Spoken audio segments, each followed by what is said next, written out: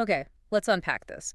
We often talk about tech turnarounds, but what is happening with Reddit right now is, well, it's just startling. It really is. I mean, you think about where this platform started. It was the Wild West, just a chaotic collection of internet subcultures, cat memes, all of it. It was the front page of the internet, but it definitely wasn't a business model. Not at all. It was a place you went to waste time, not a place Wall Street took seriously. But looking at this Q4 2025 earnings report, it has just completely morphed. It's an absolute profit engine now. The headline number alone, I mean, it grabbed me. $2.2 billion in revenue for the full year of 2025. That's a massive 69% year-over-year growth. And the kicker is, they aren't just burning cash to get there anymore. Exactly. And that's the mission for this deep dive. We're not just going to rattle off stock prices. We need to look at how they did this. Right. Because if you read through the shareholder letter and the transcript from February 5th, which we have, you realize this isn't just about selling more ads. No. It's about Reddit becoming something else entirely. A search engine, an AI training ground, a data powerhouse. We've got the Q4 report, the letter, the full call transcript with Steve Huffman and Drew Valero. And the vibe on this call, I mean, it wasn't just optimistic. It was bordering on swagger. Well, they called it a breakout year. Yeah. And when you look at the fundamentals, it's pretty hard to argue with them. So let's jump straight into the money because that's what everyone is freaking out about. Q4 revenue was $726 million.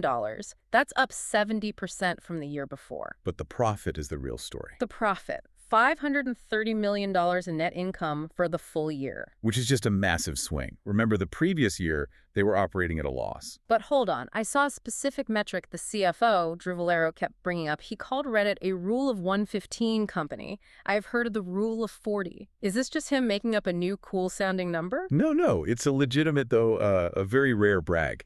So the rule of 40 is the gold standard in software. It means your revenue growth rate plus your profit margin should equal 40. Okay, so growth plus profit equals 40. Simple enough. Right. Well, Reddit is just blowing that out of the water. Their revenue growth plus their adjusted EBITDA margin equals 115. Wow. So they aren't just growing fast. They're growing fast and keeping a massive amount of the money they make. How is that possible? I mean, usually when you grow that fast, you're spending every dime you have. It comes down to their gross margins. They're sitting at over 90%. Wait, 90%? That basically means for every dollar they bring in, 90 cents is pure gross profit. That just seems impossibly high for a site that hosts so much content. It does, but they are remarkably capital light. This is a key detail. They're capital expenditures. So money spent on physical things like servers was under $10 million for the year. Under $10 million? For a site with hundreds of millions of users? How? Because they use third-party infrastructure. They run on the cloud, AWS, Google Cloud. They don't have to build the data centers themselves. So they get all the benefits of scale without the headache of owning the pipes. Precisely. They're generating cash so much faster than they can physically spend it. Which explains the cash pile. Nearly $2.5 billion in cash and equivalents. That is a mountain of money. It gives them enormous optionality. But here's where I got a little confused. The board just authorized a $1 billion share repurchase program, buying back their own stock.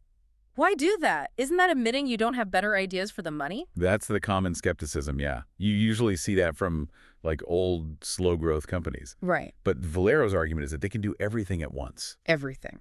They have so much liquidity-free cash flow with $684 million for the year. They can invest in the business, look for acquisitions, and return capital to shareholders.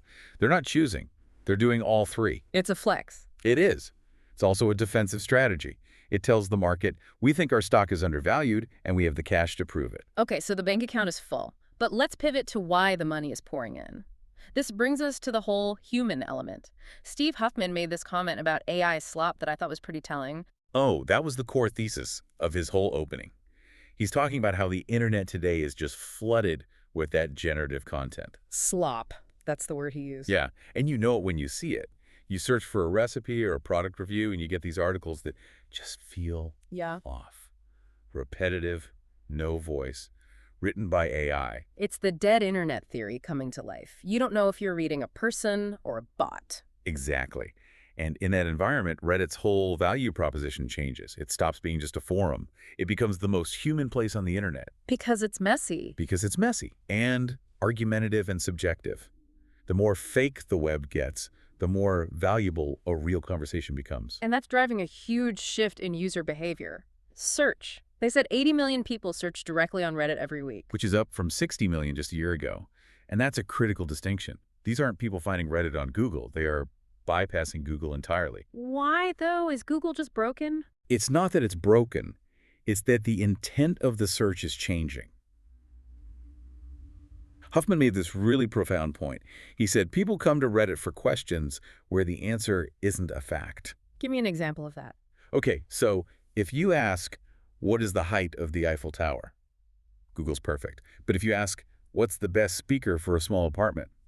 That's not a fact. No, that's an opinion. Or a bunch of them. It's a collection of perspective. You don't want the spec sheet. You want the guy who says the Bluetooth drops every time he turns on his microwave. That's lived experience. And AI can't fake that, at least not yet. Well, that's the hope. And it's their moat against AI. But here's the paradox, and this is where it gets really interesting. Reddit is the refuge from AI, while also being the biggest feeder of AI. Right. The Google and OpenAI partnerships. They're the #1 cited source in AI answers. Yeah. So ChatGPT is getting its smarts from reading Reddit. Yes. And Huffman said these relationships are evolving from simple data licensing, here's our data, pay us money, to what he calls product partnerships. What does that mean in practice? It means they want to drive traffic back. If an AI answers your question using Reddit data, Reddit wants a link, a citation, a pathway that drives that user back into the community. The AI becomes a funnel into Reddit. That's the goal. Yeah. But there's a huge tension there, right? A massive one. To keep the data valuable, they have to banish bots. If Reddit gets flooded with AI bots talking to other AI bots, the value of their data for Google drops to zero. Because then the AI is just training on itself. It's an echo chamber of gibberish. Exactly. So they have to rigorously verify humans to keep the data clean enough to sell to the companies trying to mimic humans. It's a very delicate tightrope. Speaking of getting paid, let's talk about the ad machine. Yeah. Because for a long time, Reddit ads were, let's be honest, they were kind of a joke. They really were. Yeah, they were for weird crypto games, and the comments were just people making fun of the ad itself. That has completely changed. This is the performance pivot. Yeah. Revenue from what they call lower funnel objectives doubled year over year. Okay, lower funnel. Break that down for us. So upper funnel is just awareness. Hey, Coke exists. Yeah. Lower funnel is action. It's click this button and buy these shoes right now. And Reddit is getting good at that. Very good. This is where they start sounding like Meta. They talked about Reddit Max. Right, their AI-powered campaign platform. Yeah, basically an advertiser just gives Reddit the creative and the budget, and Reddit's AI figures out the targeting. And does it work? Beta testing showed it reduced the cost per action, or CPA, by 17%. And CPA is just the price tag for getting one customer. Right. If you can lower that, advertisers will move their budget to you instantly. It's that simple. And they have dynamic product ads now too, DPA. Correct. That's huge for retail. It means if you were looking at running shoes on a site and then you open Reddit, the shoes follow you. The shoes follow you. It's standard on Instagram, but it's new for Reddit and it's working. 11 of their top 15 verticals, pharma, finance, retail, grew by 50% or more. That's impressive diversification. Yeah. It's not just tech companies advertising to tech nerds anymore. Not at all. And it leads to this wild concept from the COO, Jen Wong. Did you catch the part about agentic commerce?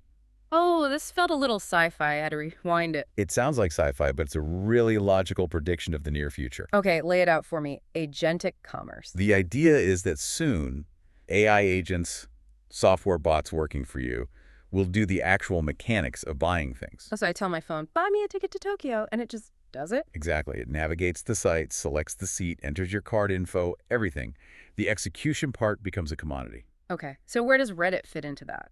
Well, the robot can click the buttons, but how does it know which airline to fly? Or which hotel is actually clean?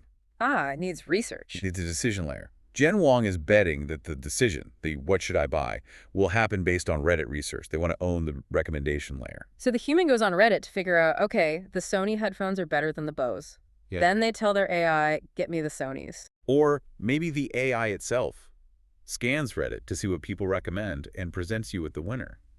Either way, Reddit is the brain and the agent is just the hands. That is a lot to process. It makes Reddit the infrastructure for decision-making. And to support that, they're changing how they measure users. Did you catch the bit about logged in versus logged out? I did. They're going to stop reporting that distinction in the second half of 2026. Why would they hide that? Usually when a company stops reporting a number, it's because the number is bad. In this case, I think it's more philosophical. Historically, Reddit was kind of useless if you weren't logged in. Yeah, you just got a generic front page. Now they're using machine learning to create cold start feeds.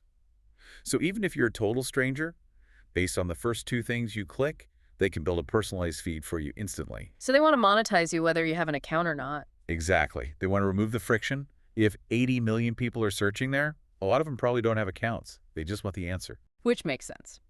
But before we wrap up, we have to talk about the culture. Because usually when a company starts talking about agentic commerce and ad efficiency, the user base revolts. That is the classic Reddit cycle. But Steve Huffman did something pretty funny on the call. The bingo card. The bingo card. He literally acknowledged the Reddit stock community. Apparently they make a bingo card for every earnings call to predict what buzzwords the execs will use. It was a great moment. He jokingly confirmed he'd referred to bad things as opportunities and that the CFO would say corpus multiple times. And he did. He absolutely did. But it matters. It shows that leadership is still culturally in tune with the platform.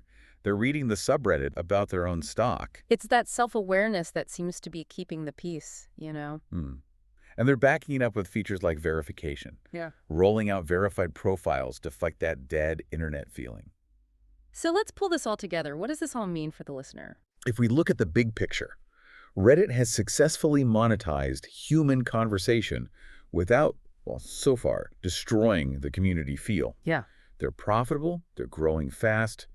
Q1 2026 guidance is looking at another 53% growth, and they are sitting on a mountain of cash. It really feels like they've graduated. They're not the underdog anymore. No, they are positioning themselves as the source of truth in an AI-generated world. So whether you're an investor or just a user looking for a real opinion on a dishwasher, Reddit has made itself essential. It's been a wild ride, but I want to leave you and everyone listening with one final thought because this AI conversation has been nagging at me. Let's hear it. So we talked about this paradox. Reddit's strategy is to feed AI models its human data, while marketing itself as the only refuge from AI content. But what if they're too successful at it? If the AI gets so good at mimicking Reddit users because of Reddit's own data, are they eventually going to train the models to be so human that we just can't tell the difference anymore? At what point does that human differentiator just dissolve because of their own success? That is the multi-billion-dollar question. Yeah. If they succeed too well, they might just design their own obsolescence. Thanks for listening to The Deep Dive. We'll see you next time.